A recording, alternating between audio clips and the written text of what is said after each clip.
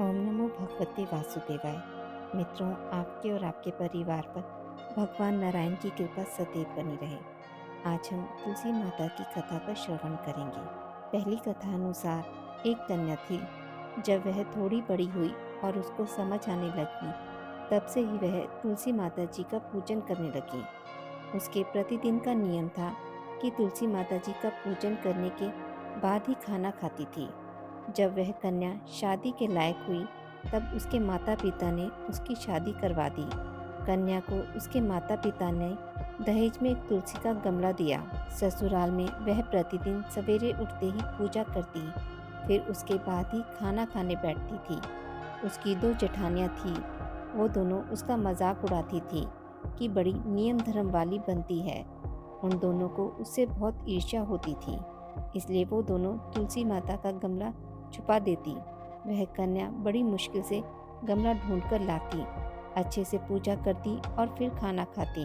वह गमला ढूंढ कर ले आती तो एक दिन उसकी जेठानियों ने क्या किया कि गमला ही दूर फेंक दिया। कन्या ने खूब ढूंढा, पर उसे गमला नहीं मिला। वह बहुत ही परेशान हो गई। उस दिन तो उसने खाना भी नहीं खाया। उसका नियम जो था, उस कन्या की सच्ची भक्ति देखकर तुलसी माता उससे बहुत प्रसन्न हो गई और उसके कमरे में तुलसी माता का गमला प्रकट हो गया। अगले दिन सुबह जब वह उठी, तो क्या देखती है कि उसके खाट के चारों कोनों पर तुलसी माता का गमला आ गया है। यह देखकर वह तो बहुत प्रसन्न हो गई कि अब मेरी तुलसी माता को कोई चुरा नहीं सकेगा। पूजन करने के लिए भी कहीं और जाना नहीं पड़ेगा और कोई मेरी तुलसी माता को फेंक भी नहीं सकेगा। और वह तो जल्दी उठकर स्नान करती है और तुलसी माता का पूजन कर लेती है। जब वह खाना खाने बैठी, तो उसकी जेठानियाँ मजाक करने लगी कि लो, देवरानी का नियम धर्म तो पूरा हो गया। उससे पूछती हैं, तुलसी जी की पूजा कर ली क्या? देवरानी धीरे से बोलती है, हाँ कर ली। जेठानियाँ बोलती हैं, कहाँ से कर ली पूजा? गमला तो फेंक दिया था। देवरानी कहती है कि देख लो, मेरे कमरे में खाट पर तुलसी जी लग रही हैं। जेठानियाँ बहुत शर्मिंदा हुई और बोली कि देवरानी, तेरी भक्ति सच्ची है, हमने तुझे बहुत परेशान करा, हमें माफ़ कर दे। देवरानी उन्हें माफ़ कर देती है। दूसरी कथा अनुसार एक बुढ़िया थी। उसका तुलसी जी की पूजा करने का नित्य नियम था। बुढ़िया माई तुलसी जी को सींचती और कहती, हे तुलसी माता, सत की दाता, मैं तेरा बिड़ला सींचती हूँ। मुझे बहू दे, पीताम्बर की धोती दे, मीठा मीठा गाज दे, बैकुंठ में वास दे। चटक की चाल दे, पटक की मौत दे, चंदन का काठ दे, रानी सा साज दे, दाल भात का भोजन दे, क्यारस की मौत दे, कृष्ण जी का कांधा दे। तब तुलसी माता यह सुनकर सूखने लगी, तो भगवान ने पूछा कि हे तुलसी, तुम सूख क्यों रही हो? तुलसी माता ने कहा कि एक बुढ़िया रोज आती है और यही बात कह जाती है, मैं सब बात तो पूरी कर दूंगी, लेकिन कृष्ण का कांधा कहाँ से लाऊंगी? तो भगवान बोले, जब वो मरेगी, मैं अपने आप कांधा दे आऊँगा, तो बुढ़िया माई से कह देना। जब बुढ़िया माई मर गई, सब लोग आ गए। जब माई को ले जाने लगे, तो वह किसी से उठी नहीं।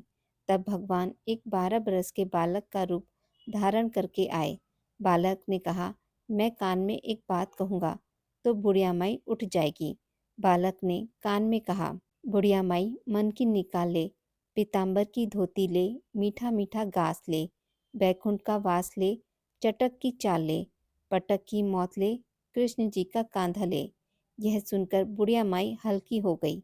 भगवान ने कंधा दिया और बुढ़िया माई को मुक्ति मिल गई। हे तुलसी माता, जैसे बुढ़िया माई को मुक्ति दी, वैसे सबको देना। तीसरी कथा अनुसार एक ब्राह्मण था। वह प्रतिदिन मंदिर जाता था। वह प्रतिदिन तुलसी माता की पूजा करता था। वह तुलसी माता से प्रतिदिन प्रार्थना करता था, हे तुलसी महारानी, मेरे आनंद करना। तुलसी माता ने सोचा कि यह ब्राह्मण तो बहुत सीधा है और गरीब है और प्रतिदिन मेरी पूजा करता है। मैं इसके लिए कुछ ना कुछ करना चाहती हूँ। तो तुलसी महारानी एक कन्या का रूप बनाकर बैठ गई और उस ब्राह्मण को बोला कि ब्राह्मण, मैं तेरे घर आना चाहती हूँ। ब्राह्मण ने सोचा कि 6 लड़कियाँ तो मेरे पहले से ही हैं और 7 लड़कियों का मैं कैसे पालन पोषण करूँगा, लड़कियों की शादी कैसे कराऊँगा। मेरे पास तो कुछ ऐसा भी नहीं है। यह वह विचार करके वह बहुत परेशान रहने लगा। उसको तो खाना भी नहीं भा रहा था। उसकी औरत ने कहा कि क्या बात है, आजकल बहुत दुखी दुखी रहने लगे हो। तो इस पर ब्राह्मण बोला कि मैं मंदिर जाता हूँ। वहाँ पर एक छोटी सी सुंदर कन्या बैठी है और वह कहती है कि ब्राह्मण, मैं आपके घर आऊँ। उसकी पत्नी बोली कि अरे, परेशान होने की क्या बात है, आ रही है तो आने दो। ब्राह्मण बोला कि पहले से अपने 6 लड़कियां तो हैं ही, उनकी भी अपने को शादी करवानी है। तो इस पर ब्राह्मणी बोली कि अरे, ये तो कोई बात नहीं है, अपनी 6 लड़कियों की शादी करवाएंगे तो वैसे ही 7वीं की भी करवा देंगे। अपनी सातों लड़कियों की शादी साथ में करवा देंगे। अगले दिन जब ब्राह्मण मंदिर गया तो उस छोटी कन्या ने पूछा, ब्राह्मण, मैं आपके घर आऊं? तो ब्राह्मण बोला कि हाँ, चल बेटा चल। उस छोटी कन्या को ब्राह्मण अपने घर पर लेकर आ गया। तुलसी माता के कन्या के रूप में ब्राह्मण के घर आने से ब्राह्मण के घर बहुत आनंद हो गया।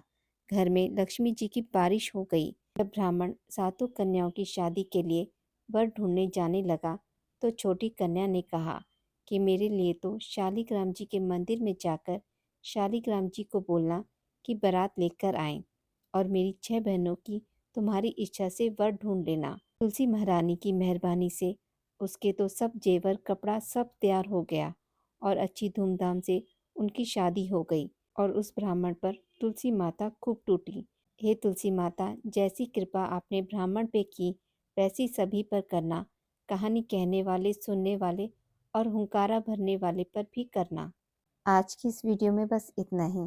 मित्रों, आपको यह कथा अच्छी लगी हो तो मेरे वीडियो को लाइक और शेयर ज़रूर करें और पूजा पाठ से जुड़ी जानकारी के लिए मेरे चैनल को सब्सक्राइब करना ना भूलें। धन्यवाद।